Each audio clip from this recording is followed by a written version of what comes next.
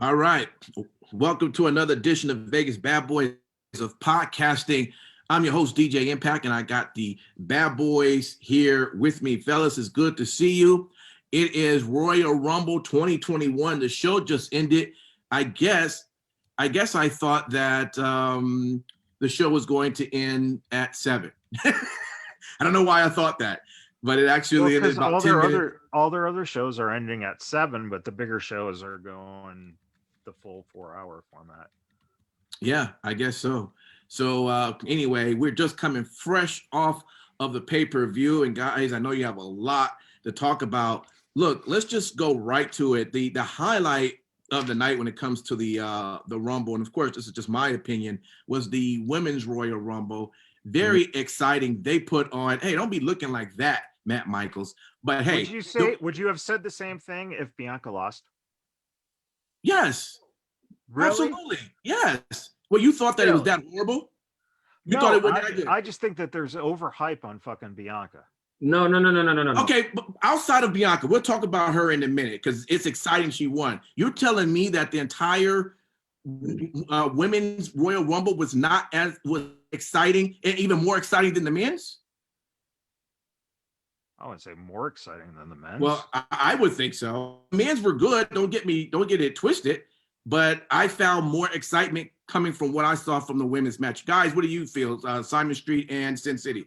Look. I don't know what the hell you smoking, eating, swallowing, whatever the hell it is, but the Women's Royal Rumble was lit, and they picked the most perfect EST to represent. I will tell you, there were so many stops that they pulled out that was just sheerly magical. By far, memory. I'm going to tell you this right now, and I'll shut the hell up, okay? Mm-hmm. The women's evolution happened. This right here was what I will call the coronation, because all hail women's wrestling. All hail women's wrestling in the WWE. They are equal participants and equal eyes on the product of WWE. So yes, it was fucking LIT fucking 10s all across. Really? How come it wasn't last then? Don't give a shit when the order is sometimes. I'm just asking you, how come it wasn't last? Well, listen, first off, I don't think that Vince McMahon or whoever coordinates the show realizes that the women's match was just going to outshine the men. You know, you never know that until you're watching it live, how it's going to come out. It could have been the main event. It could have. It could have. Absolutely. It could not have, because Ronda Rousey or Becky Lynch did not participate. That's hogwash and bullshit. Really? So you're telling me that you end with Bianca Belair winning that match at the end of your show, and you have Edge win your men's match, and you're not having that end your show? Come on, dude. Look, I'm telling you right now, I would have been okay if the men's went first and Edge was the person that won, obviously, and then Bianca was the one that won for the women's last. She's not a name. She is a name now. Know her name, EST. She's the fastest, the strongest, the quickest. She all ifs in every fucking thing, period, with a T. T. Yeah. Anyway, I don't know how to follow that up. I thought that both Royal Rumbles were good. I'm not going to say that the women's overshadowed the men's. I personally preferred the men's, but yeah, I agree that Bianca was made tonight, and it was something great to watch, honestly. But yeah, as far as names and things like that, I can see why the Rumbles were placed the way that they were on the card. Just because, again, you close with a familiar face, somebody that people know that's more established. The question, too, is this. So if she goes against Sasha Banks, who's the heel in that match? Well, Sasha's already kind of leaning towards heel status anyways. I mean, I know you're probably going to disagree, but I'm saying if I had to pick between where she's at, I feel she's on the fence and leaning towards the heel side.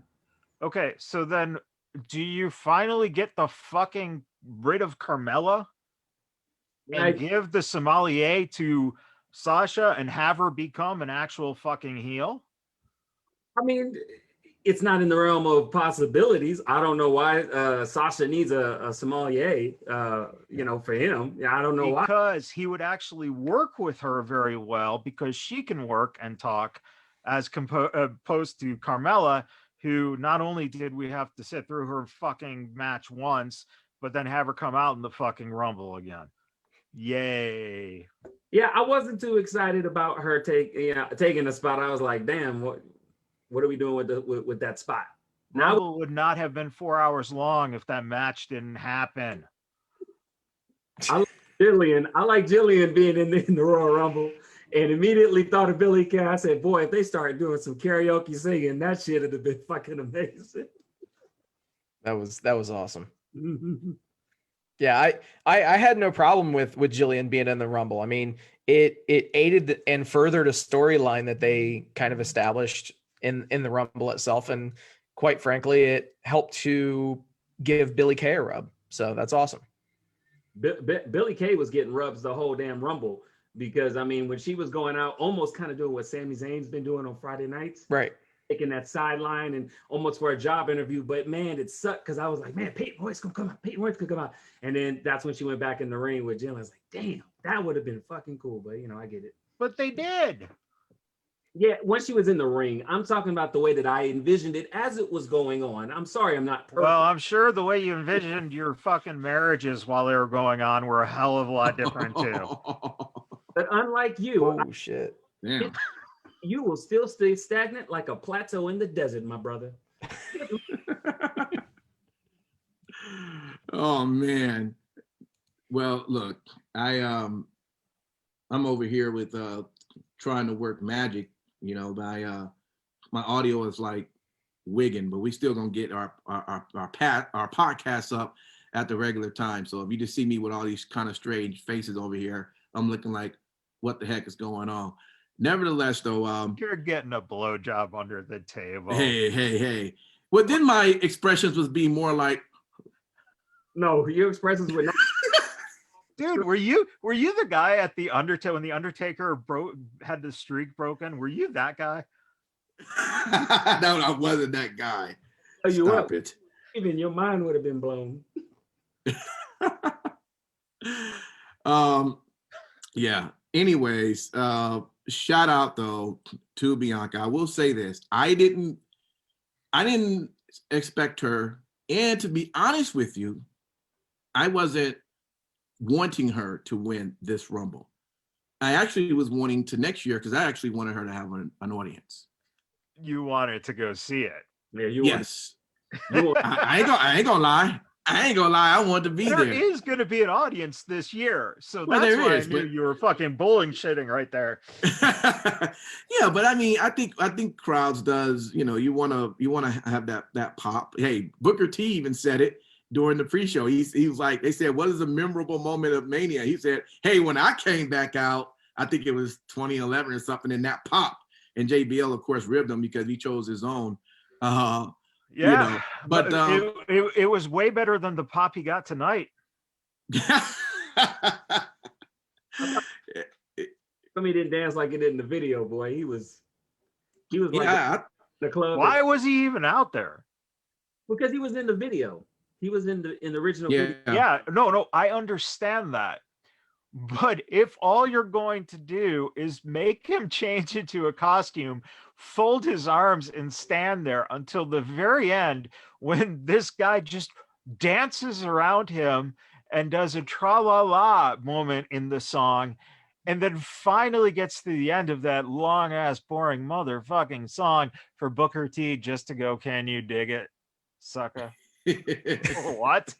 Hey, you know what? Real talk. If I was ever to ever be on stage singing, rapping, tra la la, I would want Booker T at the end to say, "Now, can you do that?" Fact, I just wish when I had to make decisions in my life, I could have Booker T at the end saying, "Now, can you dig that, sucker?" Like that. Who wouldn't want that? I don't know. Would have helped maybe make it a little more entertaining when he jumped from the top rope of the fucking Rumble. He almost did. God damn. You know what? Between that moment, drawing comparison to Snoop Dogg and well, he did better than Snoop. Yeah, exactly. And then KO getting hit by the fucking golf cart backstage. Yeah, Jesus. you can tell they've been watching AEW. Yeah. Yeah. They definitely have. Oh man. Right. Yeah. Let's jump over to that match of Roman Reigns and KO. I mean, and it was a great ending, despite the fact that Paul Heyman just couldn't find where that keyhole was. It was too far low, and he doesn't get that low down, that low. So it had to be pretty tough for him to, to the point where the ref just said, "Fuck it, I'll stop counting at 6." Yeah. But and then Cole fixed it up pretty well because he was like, hey, he is kind of standing. I mean, he's bent down, but you can see his legs are up. So, that's why the referee stopped. I'm like, that was a good, catch there because obviously we heard the count stop. But overall, man, I mean, they put their all in that match. I mean, I was pretty shocked at the spots there.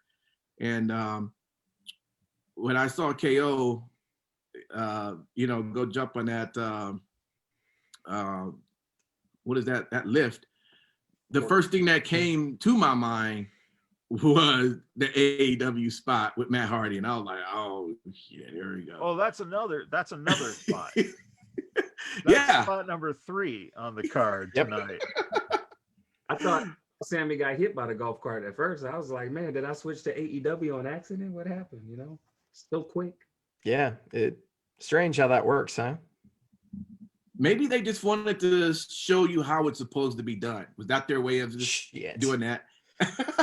I mean, I don't know. Hey, man, imitation is the most sincere form of flattery, So if they were really fucking trying to dig it in, they would have had Jeff done a spot like that, Mm-hmm.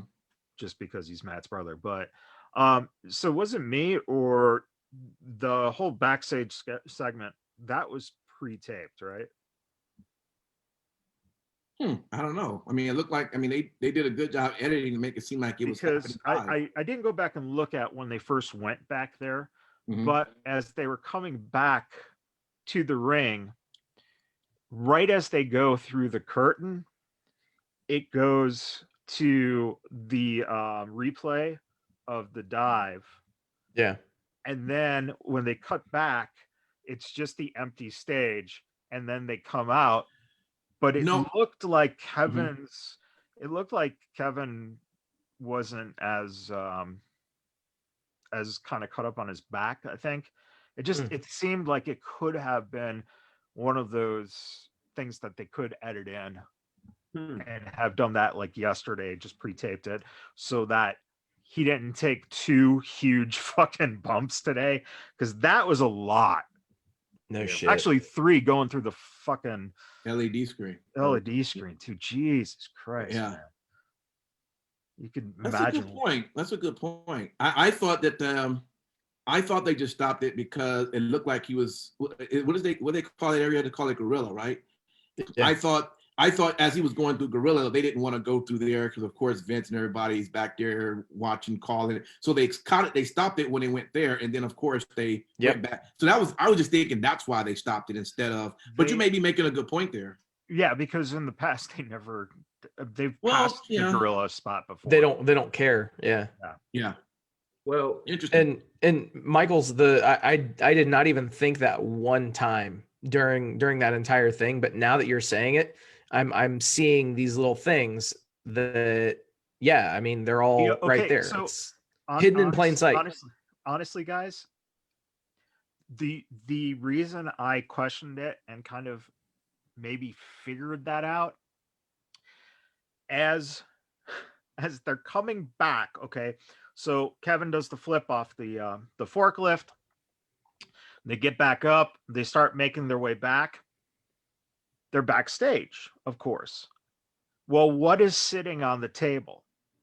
The Money in the Bank case, which at this point, Miz should already have in his possession. Because why would you have the Money in the Bank case, a prop, sitting on the table like that? And then there were, the costume rack was next to it too. So that's the reason I all of a sudden went, wait a minute, did they shoot this yesterday?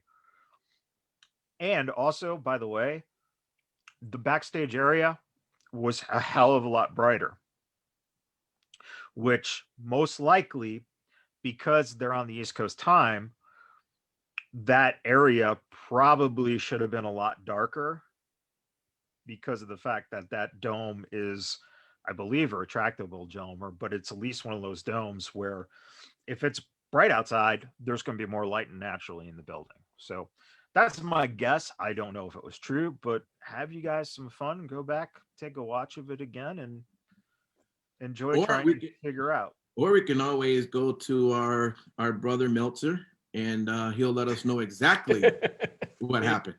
Yeah, my brother. I thought you were going to say Sportskeeda. Right? You know what else I realized too with that match, and maybe it's just me because like y'all pay attention to like backstage and editing and shit, and that's cute.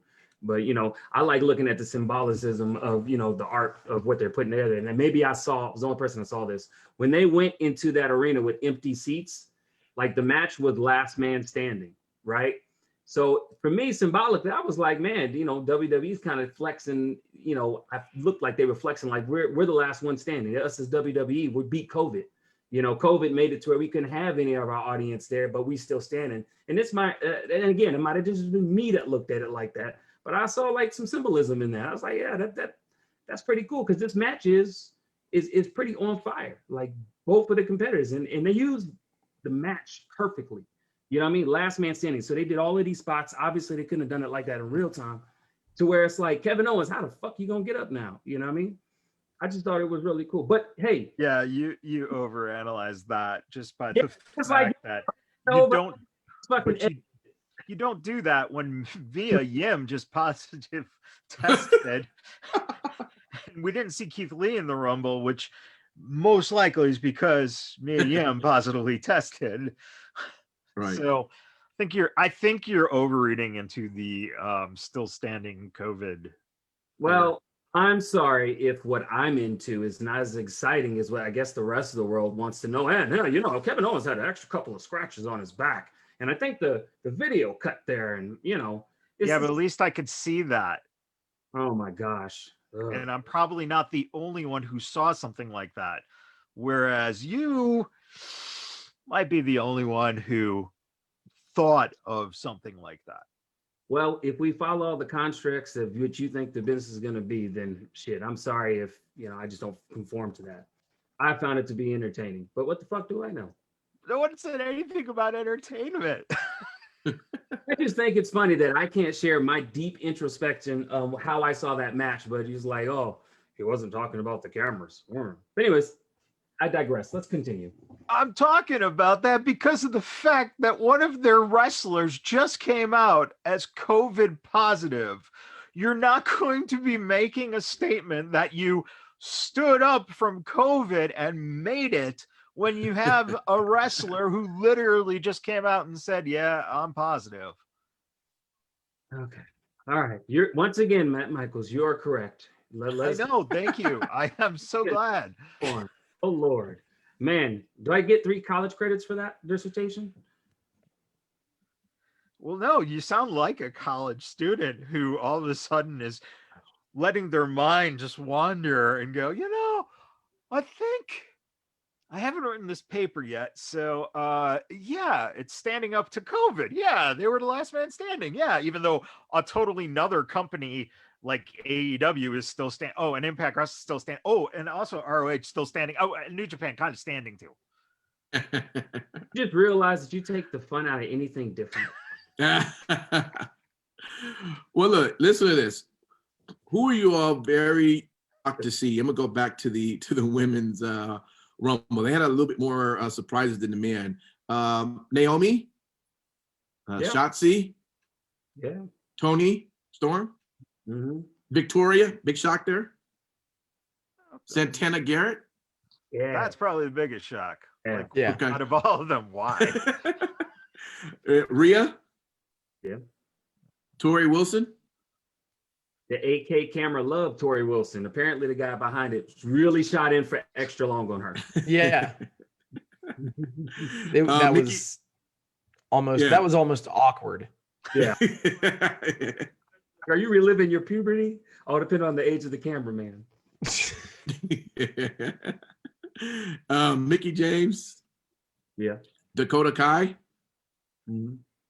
Alicia Fox, who's first time 24/7 champion something.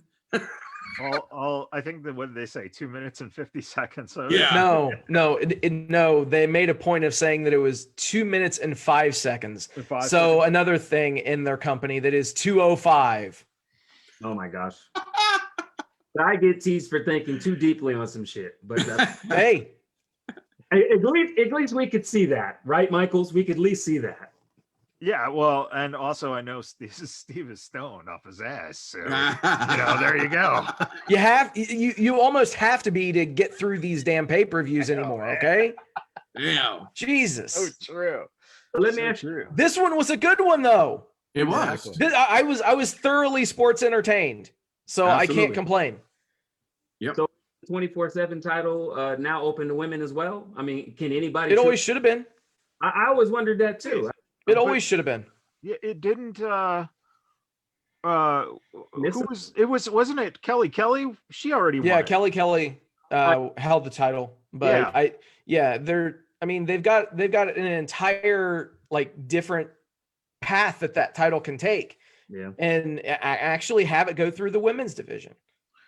The best thing all night was actually on the pre-show. And that was the Truth came up and he was looking for Bugs Bunny, who was going to be there that night. No truth. It's Bad Bunny. Yeah, I go back with that Bugs Bunny. Truth. Wait, why are you dressed like that? Are you dressed like Elmer Fudd? Shh, I'm hunting rabbits. It's the best shit. Go back to the pre-show. It's right before the match, the tag team championship match. It is fucking hysterical, man. Yeah. I mean, Truth he's just full of just nonstop jokes. I mean, it just keeps going. I mean, at least he's keeping it funny and entertaining. So would he be guaranteed Hall of Fame at this point? I'm just being honest. Oh, yes, he would. He will be. But I got a feeling that he would be in the Hall of Fame for about 10 minutes, and then they'll take him out, and then he'll come back, and they'll put him back in. He'll do that for about 107 to 150 times. Right. Very smart, though. Very smart stuff with that. The last name I forgot to name also was Amber Moon. Yeah.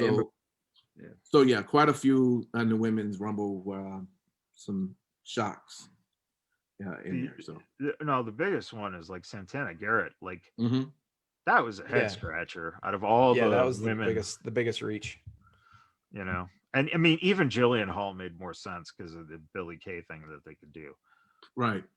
But yeah, she just was in there. She fought. She eventually got eliminated, and I was just like, okay, you got to give it to the way that they built that match. I think that's one of the reasons that it was so entertaining, in the sense that what they did with the women's eliminations were very psychologically in tune with a lot of the storylines. Yep. With the guys, there's always a struggle with that. Now, one of the things they did this year that, thank God they did, because it's pissed me off for the last, 15, 20 years almost, is that they let the fucking ring fill up. Right. It did take a long time to start eliminating people. It was getting full quick. Yeah. Right. Because usually what you did is you either had, like last year, Lesnar just tossing people within minutes of each other, or you would have it build up, you get like 8 people in there Kane comes out and eliminates all 8 people. And it's just like, oh, okay. Here you at least in both, you got full ring battle royal-esque booking. And also it's interesting to note this is the first Royal Rumble that Pat Patterson was not alive to see. So I have a feeling that, you know, there was a little bit of that, you know, inspirational type, hey, let's go out there, let's do this for Pat. Yeah. They definitely did do that, because I will tell you right now, I haven't seen a great pay-per-view like that in probably about 4 years. I'm just being honest. So I want to watch that shit again. And it was a big step in the right direction for, I think, legitimizing women's wrestling, because the product of the women's Royal Rumble, not take away from any other times it's been happening before, but this time it just seemed something about it was just, we expect it to be this good. I think a lot of us can agree to that. Yeah, I would kind of feel that the whole turning point might have been, I don't know, main eventing WrestleMania 2 years ago. But, you know, I know you're slow. It takes time to catch up. So I get it. It's cool. Dude, you know what I'm going to call you? I'm going to call you Deep Thought, like circumciser. Because you deep thoughts and circumcise the shit out of me. What do I think of, man? Like you took and that's okay. Then I'll call you Deep Throating Circumstancer. Oh, gosh, man. I tell you what, I know what your sociology or like psychology grades were probably shit. You think outside of a tin can. Yeah, which actually made me more progressive of a thinker than, you know, the normal student. And I'll tell you, my C+ was a solid C+. nice. Well, I'm glad you're proud. Glad you're proud. If you're watching us live, you always can feel free to leave a comment, and we will try to get it on as we see fit. For example, Stormy Mormon says Rhea to SmackDown and will be the newest member of the Riot Squad. What do you guys say about that? I love how the Mormon just stereotypes her for her look instead of following the story where she eliminated Alexa Bliss. And holy fuck, is she in for trouble coming up. I don't think we're going to see her initially at Raw. I think what we're going to see is we're going to see Alexa show up in NXT for the shutdown, the first blackout, and then it will build to Rhea coming over to Raw. And I think that's where your Mania money is for. But can I ask you a question? How have you thought about this matchup when you size them and see how Alexa even has a chance against Rhea? Yeah, taped match. Okay. Listen, either that or let's just be real, Impact. It's predetermined. Know that, but what I mean, how do you can write it, man. Like, come on, dude. It just seems like it would be very difficult to sell whatever unless Rhea just beats her down. I just don't see how, even with Alexa's storyline, how does she come out on top against Rhea? So would you say Asuka is one of the toughest women around? Asuka for sure. Right. So what has Asuka done when she's been confronted by the 3 different faces of Bliss? I still smell the shit in her underwear from the terror that she saw in Alexa. And Asuka has been great at fucking building Alexa's character by selling that shit. She's a psychopath. That's how you play it, right? Rhea's afraid of, Rhea's a person who's afraid of nothing. What happens when there's something now that is pure evil that can fuck with her? Now we're writing story, man. Now fuck, I can't say anymore, or else none of us are getting paid for this. Bruce is going to be using it all. Of course. So, coming soon. Well, to answer Stormy Mormon's question, I will say that although Rhea Ripley would be interesting to join the Riot Squad, I do feel that the Riot Squad does need a 3rd member for it to work as a faction. I think just the 2 of them is not going to get it done. I nominate Shotzi Blackheart whenever she's going to go up to the main roster. I think the fit would be good. I know what you're going to say. Just butcher it. Oh my gosh. Matt Michaels, the paragon of all that is wrestling, booking, and story writing, and visual effects, and editing, and toilet scrubbing, and everything. How dare! But it comes to a simple thing that Mormon did too. You're basing it on her look. I'm not basing on her look so much as I'm basing on her. Okay, wait up. It's perfectly with the Riot Squad. Even if she came dressed like a damn Barbie doll, it goes with the Riot Squad, that fierceness. But I'm sorry, that's too deep for your shallow water thinking. Sorry. Well, first off, it's not deep enough thought on your behalf. They already have a leader. Her name's Ruby Riot. If you put Shotzi in that situation, she becomes the overshadowing force, i.e. the Rock in the Nation of Domination. Oh my gosh, fine. But let's just change the show Impact to, you know what? Michaels knows it all. Because we could change it to Simon Street is always wrong.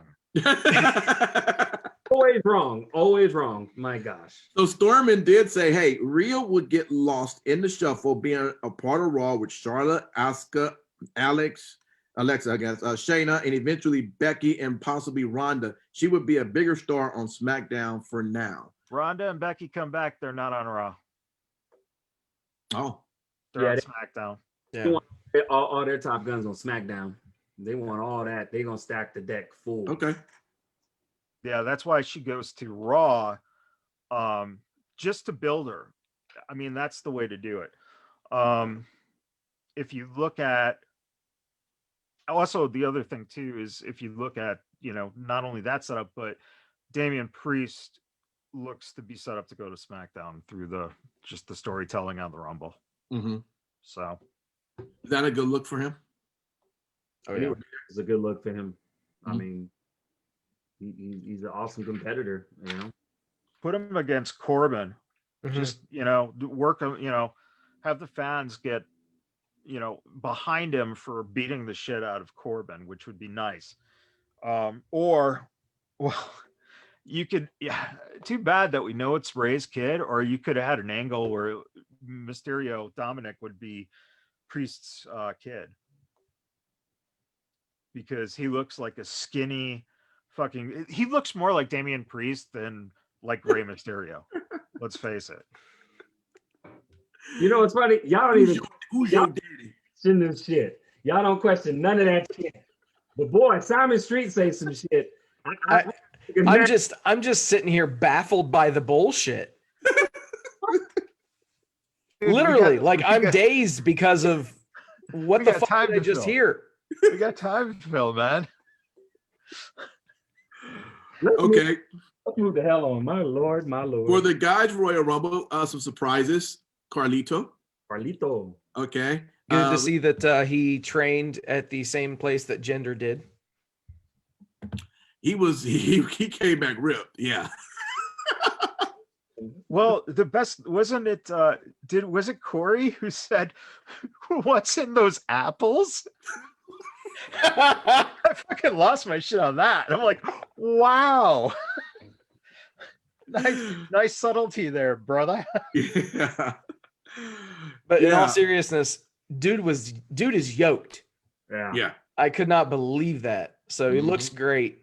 Yeah. Damian Priest, the Hurricane. That was where he tried to choke slam both Bobby Lashley and Big E, and they looked at each other like, "Come on, man, get the hell out of here with this." Yeah. By the way, does Steve, does that technically count as using an AEW personality? Wasn't Hurricane just on their show? I think he was recently. A couple months ago. I'm not sure. Yeah, somewhat. Yeah, I didn't even think about that. Yeah. So it's another. So Hurricane was just on AEW. Another rip off of AEW. Hey, let the record show I'm not the one bringing these things to light. That's true. I'm not the one saying that WWE is taking things from AEW. I just want the record to show that. The record shows that. Noted. Christian. Just saying it. Christian. And of course, Seth. Seth is back. Yes. And Braun Strowman. Well, we knew about Braun. Yeah. He was on Friday. Friday. He was on SmackDown there, brother. Yeah. On Friday, he ran through it. You already knew he was going to be in the Rumble. He wasn't going to serve lemonade and corn dogs and shit back there in the stadium. Well, DJ didn't know because he didn't watch SmackDown. I watch SmackDown. I'm sorry, didn't stay up past. No, I watched it all. You're funny, but Braun is you can still say he's returned, even though he made his return on Friday. And Edge, of course, he became the overall winner. So are you guys happy about Edge winning? That's the first question. And the second question would be, who does he fight against, Drew or Roman? Are you happy about his win, and who does he fight? I'm happy. Drew. Okay. All right. Well, he's gonna fight Drew. He's not gonna fight Roman. But it was certainly a surprise. I would not have put Edge on a list. I agree with that. Of possible winners. It didn't occur to me that he would be the one to win the Rumble. Right. So good call on, a winner that wasn't predictable, Right.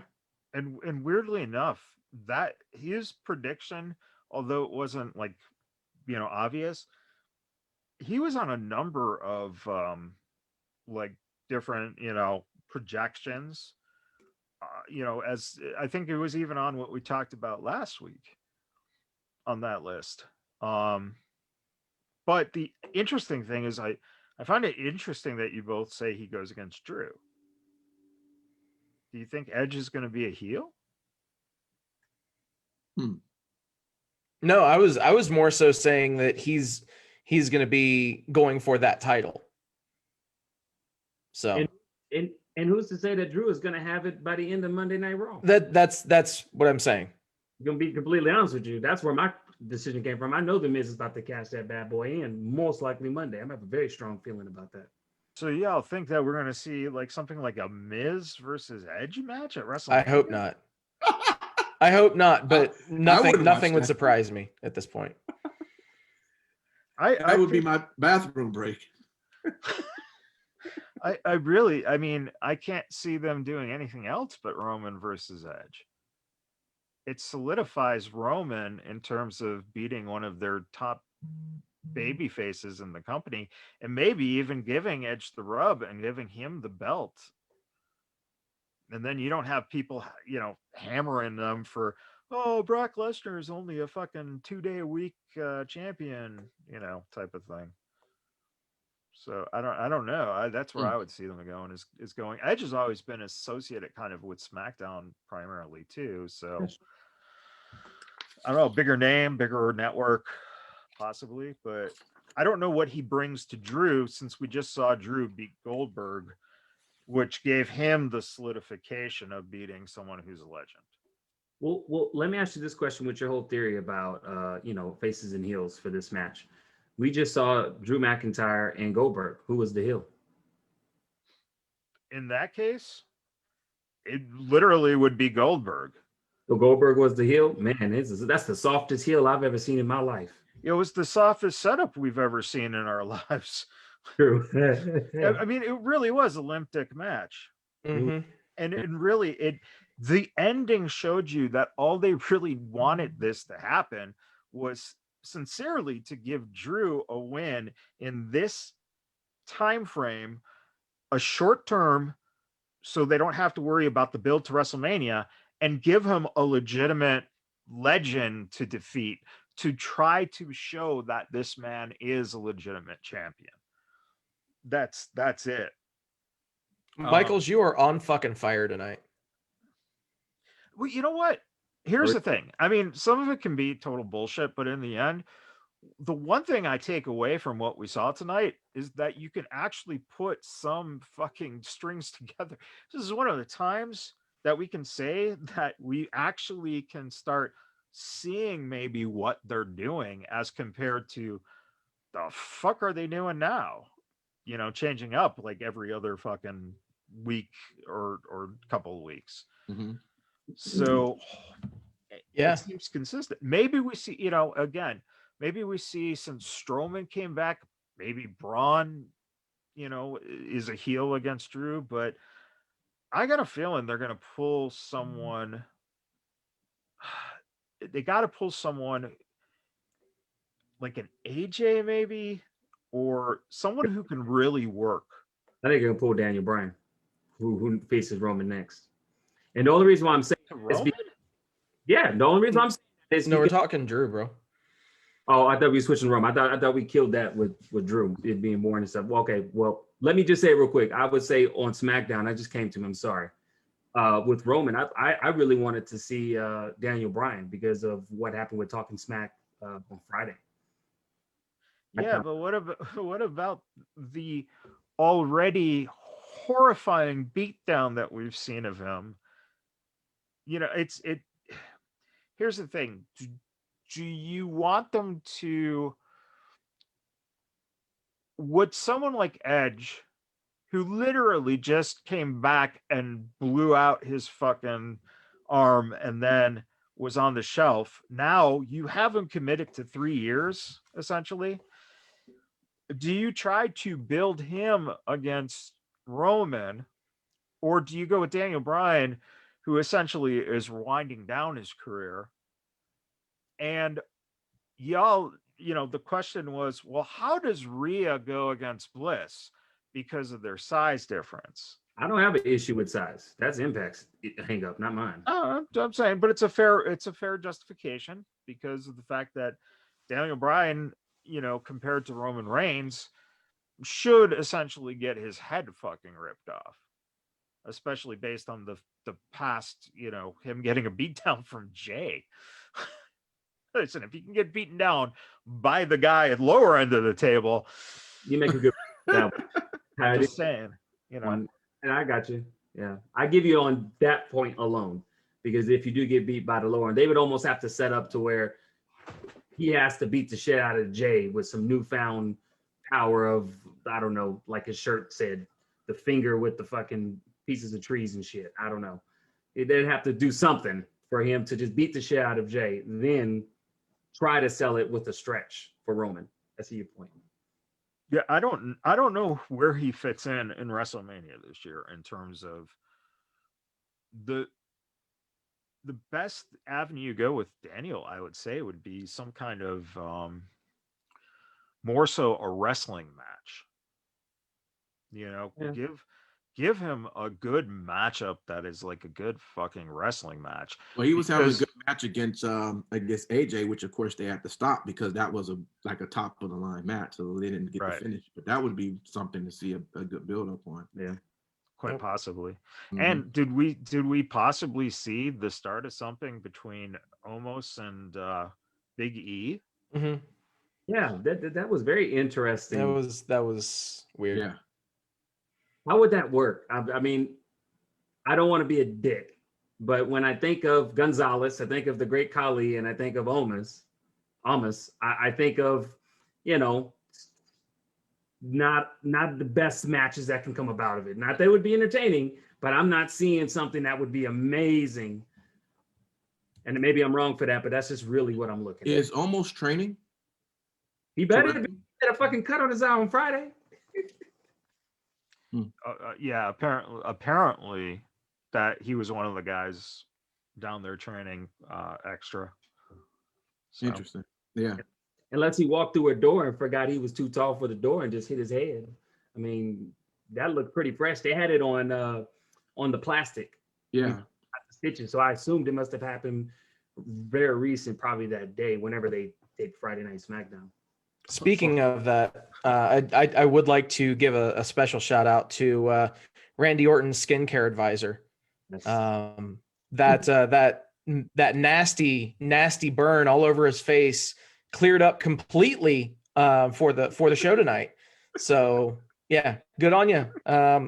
Whoever your dermatologist is, yeah, we need to know. The world needs to know. Well, you got to remember, Alexa Bliss is part of the Fiend's all magical power. So when he gave her the RKO on Friday, he released the curse. Mm-hmm. He released the curse, and his face went back to normal. Oh Jesus! I can just see it now. Randy Orton, RKO, the curse breaker.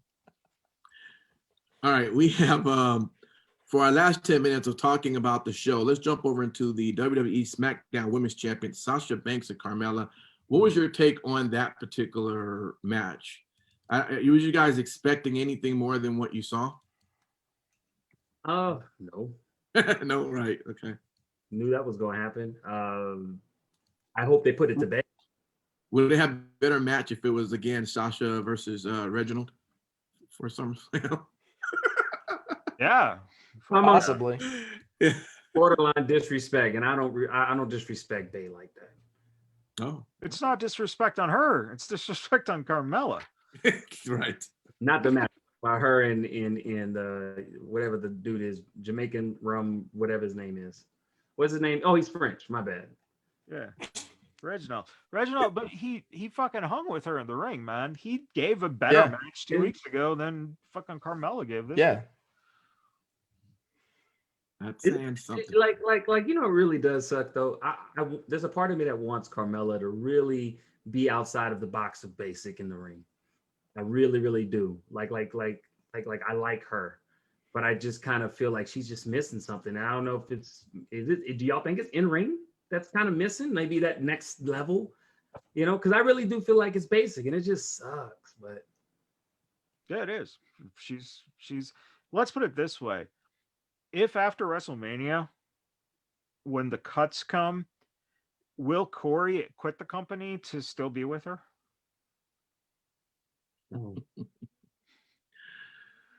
Because this is one of those things where, boy, they're either gonna fucking push her to the moon because she's with Corey, or we just saw what they thought of Carmella after seeing her coming back with this type of character.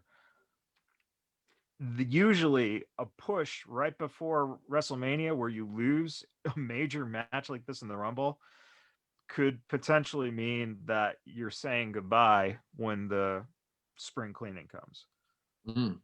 Possibly. I doubt they do it, but right. I would, because I don't care for her in the ring right now. It's but there was one thing more that was more disturbing, and that was seeing Lana in a ring again. She looked terrified, but did so much work amongst her being terrified. And she finally got her vengeance and eliminated Nia Jax. Right. Only to be stabbed in the back by Natalya. Right. It's like Mean Girls takes the stage yet again in the ring. I can't wait to see that hot feud between Lana and Natalya. Oh yeah. So deep. Well, look, she had a lot on her mind because her husband is the best man on Wednesday's show, and I mean, there's a lot going on right now that she's got to think about. Hey, man, not to mess anybody up, dude. If anything, things should be better for them. They have a butler now. True. I'm just saying. True. All right. I tell you what, if she keep messing up, she gonna be attending that wedding. The husband attending. Hey man, it's the bash of the beach essentially. She could just show up, right? Yeah, on a beach. Last thing to talk about, during the pre-show, there was the women's tag team championship match. There was Charlotte and Asuka versus Nia Jax and Shayna. I got a question. Y'all watched that match, right? Y'all watched the pre-match. Is it me, or does Shayna just seem like she's either made to dumb down her skills against Charlotte? I looked at that like, what the fuck's going on? It just looked horrible. She looked. Yep. We know she can wrestle better than that, and she was just like. Yep. Why? Why? That's not even cool. But I'll go back to what Michael said. How Michael said that it would be better if once Becky and, if all the four horsewomen put them on one show. These are some of the reasons why. And I've seen this on many occasions, even like with Sasha sometimes, and especially with Bayley. Sometimes, well, not recently. Sometimes they have to dummy themselves down because of the product, especially when it comes to Charlotte. Like, I would not want to be in a match unless I know I'm Asuka, or unless I know I'm like Sasha or Bayley or Becky. There's certain people that have to like kind of dummy it down because it'll make her look bad. Yeah, and I think one of the things you got to keep in mind too was you had a finish that you had to make Shayna and Nia look weaker in the match for the deception to play to its full potential. Mm-hmm. So if they're fucking beating their asses, they're hanging in punch for punch, Sure. then why did the cheat need to happen? Right. So Yeah. And it also was not of their own, it wasn't like the heels trying to cheat to win. Right. It was someone who was not associated with them who came out to, Right. surprise vengeance. So yeah. Now I agree with you though. It just looked bad. It was just like, I guess. You know what? Let me ask y'all this question because I thought about it intensely for the men's Royal Rumble. When you saw Mustafa Ali come out, how many of y'all were praying that none of the other members of Retribution would take up spots on the Royal Rumble? Oh yeah. I was like, please let him. Yeah, I was hoping that he was the only one. I'm actually kind of surprised he was used to, like, I don't know, like, has like Mia's COVID, like how, you had Mustafa is directly, they've been around each other on fucking camera. So although they are forced to wear masks and Ali's not. So I didn't even think about that. The real reason why they should be wearing masks at all times. There you go. Yeah, until we just said it now. I really didn't think of that either. And it's wow. Like, oh shit. Yeah. Can I ask a question though, real quick? Did anybody notice it? And I'm sorry, I'm jumping over to Raw, but when Shelton Benjamin was wearing a mask when he walked out with the Hurt Business, you notice he was still wearing his mask? Anybody remember that on Raw? Yeah, he does. He came out with a mask on and then he just took it off as if maybe he forgot or something. It was weird, but yeah. Yeah, okay. I'm just wondering. Did it have anything to do with people testing positive for COVID? Just curious. Or he just forgot? Because I've done that. My mask and I'll forget it's on. So yeah, he just probably forgot. Yeah. Okay. All right. But, just like the booking committee forgot that there's 3 other people in the Hurt Business and none of them were in the match. Pretty much. Yeah. Right. There you go. That faction is just fucking hitting it on all cylinders. Yeah. Notice that too. But overall, to sum everything up, you guys would definitely say this is one of the better Royal Rumbles you've seen then for a while. Would you say that or not say that? I would say that. But what would you guys say? Yeah, I would say that it definitely exceeded my expectations. Yeah. I went into this show obviously, not really looking for anything great. Yeah. But I was thoroughly entertained the entire time. So I can't be upset about it whatsoever. Solid thumbs up for me. All right. And I'm guessing the other two feel the same. No, I would say really was good. I mean, one of the best pay-per-views I've seen out of WWE in like 4 years, honestly. I give it out of 10. I give it a 9. I never give nothing a 10, but I would have gave it a 9.5. But I felt like some of the men's, the men's Royal Rumble was a little watered down, just a little bit. That's just my opinion. But 9. Yeah. All right. Well, good stuff, guys. That's the Royal Rumble, and good stuff. Worth watching it again. You get some time just to go over and check out some of the highlights. The commentary was really good too. Just enjoying listening to Corey. Corey just be on fire, man. He's definitely one of the great commentaries they have there. So good stuff by them. We're going to talk about a little bit of other wrestling shows that happened during the week. I'll start off just with Impact. Nothing major really happened. Willie Mack made his return onto the show, which was great to see. Bay looked like he had on a new shirt. Looked like he had a new shirt that he on. It looked nice. It's pretty much got Bay in white writing, almost kind of written all over it. And then in red, it's got the big Bay letters on there, so pretty cool. He doesn't, I think that's the first time I've seen him wear anything of his. Normally he comes in that crop top leather jacket that he performs in. So, if you definitely are a supporter of Bay, Vegas' own, support that, get that shirt. So it's a good look and help, build his character overall. But who showed up? The main guy who's back in Impact Wrestling after we thought maybe he was going to show up elsewhere, Trey Miguel, was back on Impact Wrestling, and he looked a little different too. Had his little gold hair that he went to, and looked a little bit built too. So he looked like he was glad to be back, and he had a match. It was a 4-on-4 match that they had.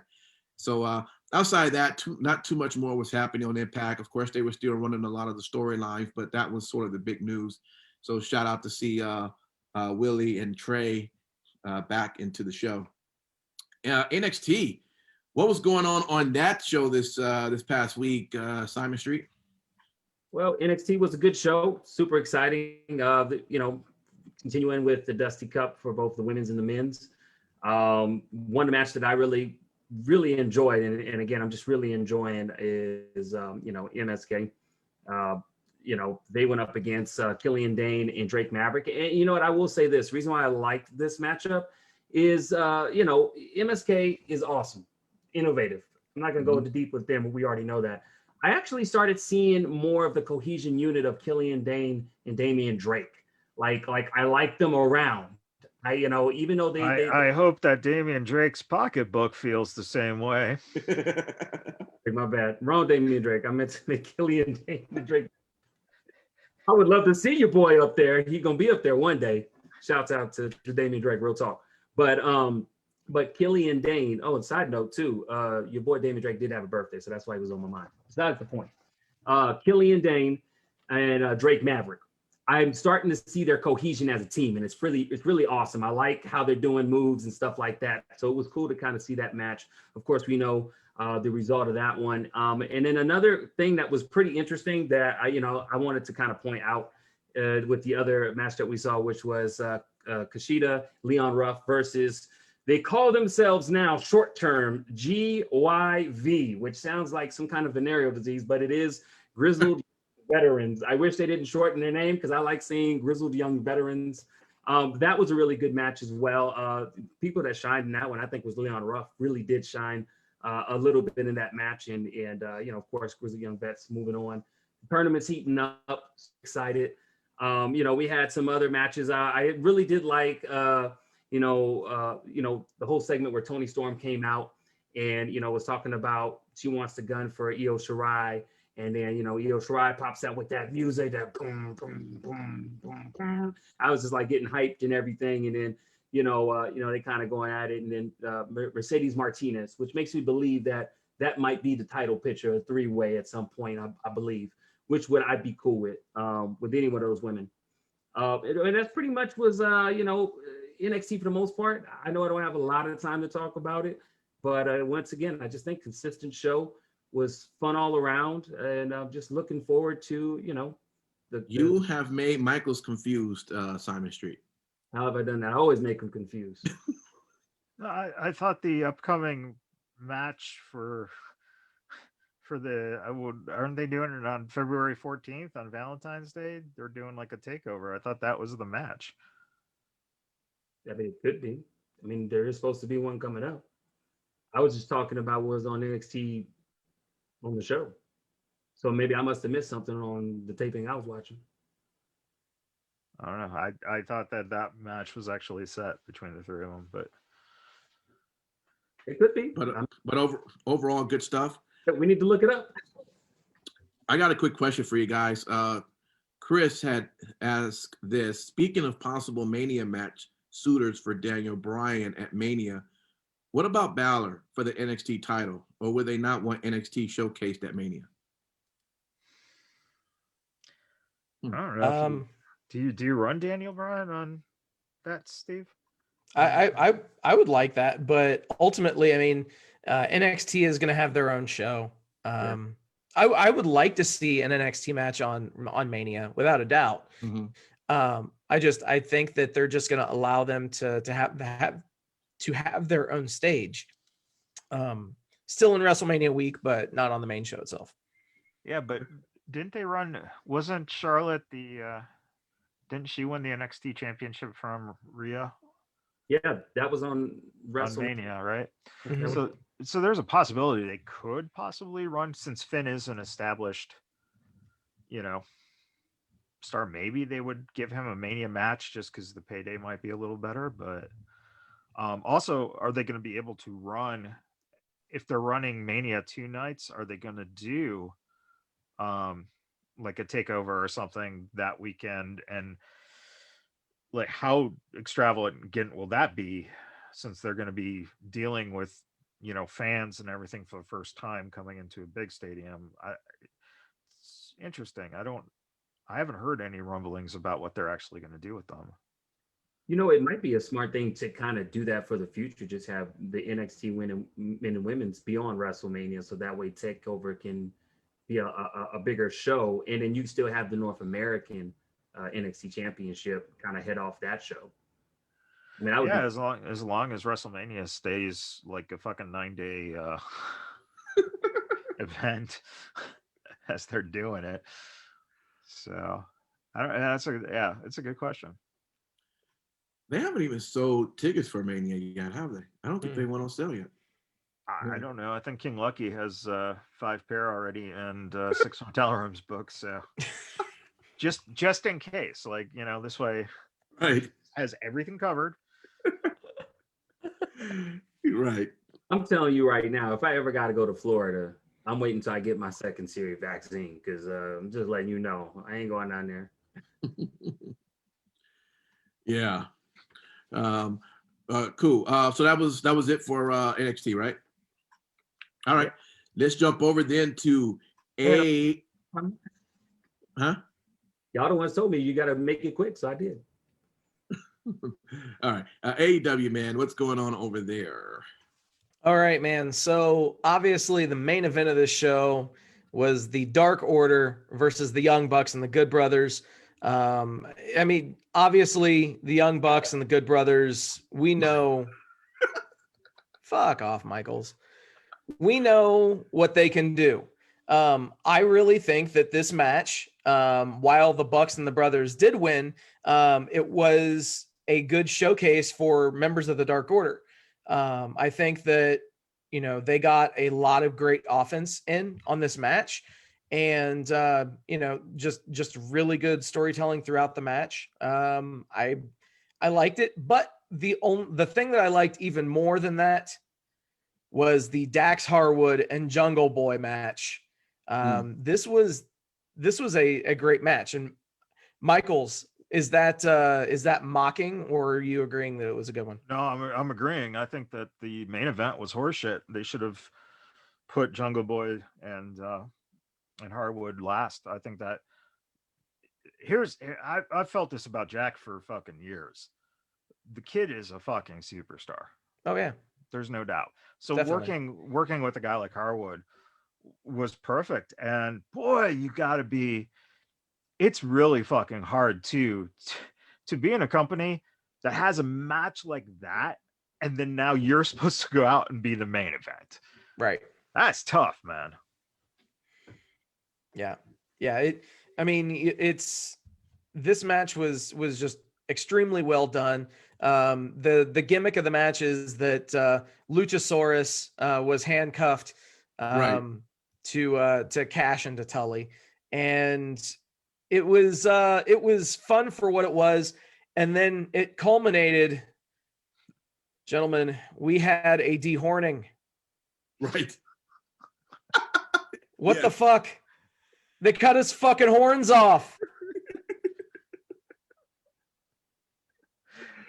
No, what? Yeah. And you know what was so funny too? It seemed like JR was so much more concerned about the fact that they might cut off Jungle Boy's hair. Yeah, exactly.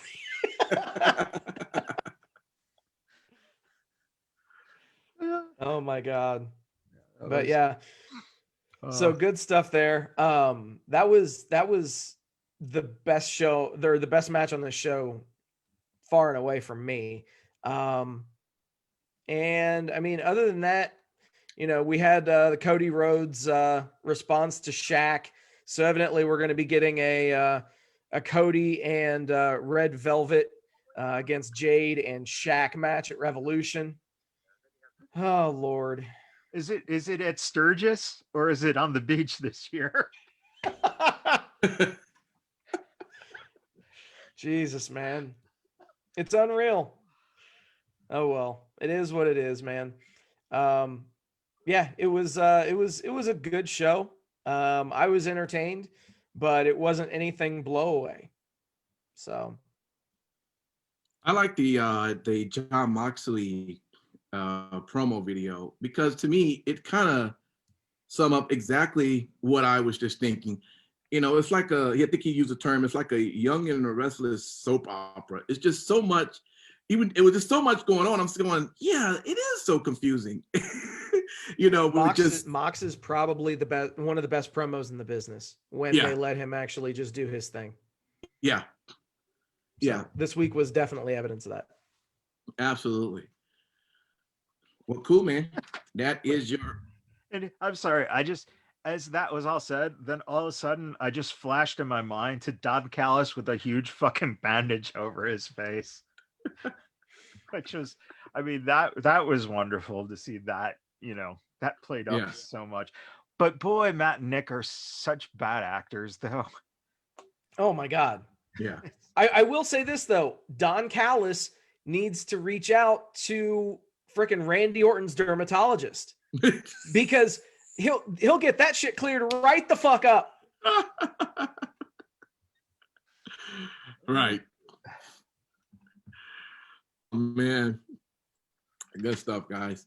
And of course, we can't wait to see what happens this coming Wednesday at the beach. It should be exciting to see what takes place.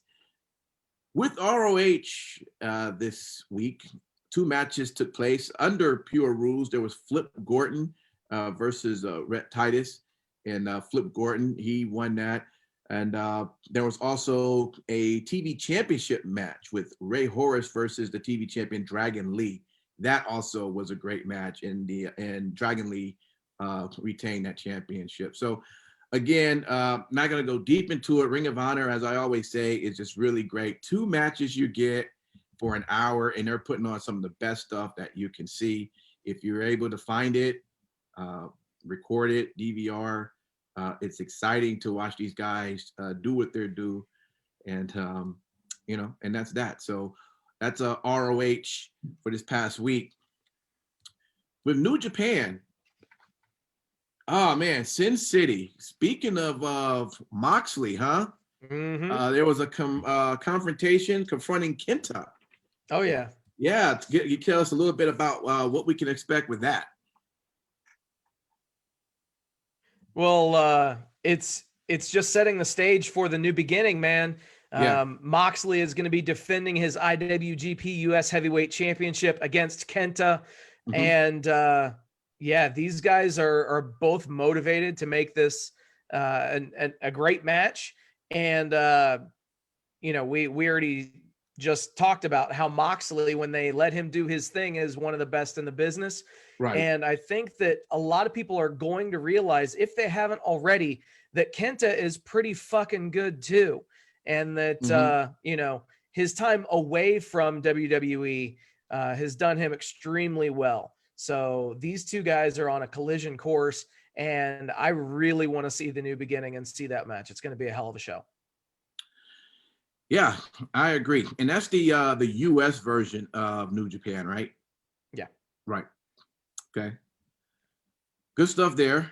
I was reading up on that, and I didn't know that that Leo Rush was also a part of that New Japan kind of group. I know he was doing MLW, but I didn't know also he participated. So, you know, guess yeah, the New Japan strong. I mean, you know, they've got a lot of really recognizable names in there. I mean, they've got Fred Rosser, Leo Rush, TJP. Yeah. Yeah. So you know, they've got some really recognizable names.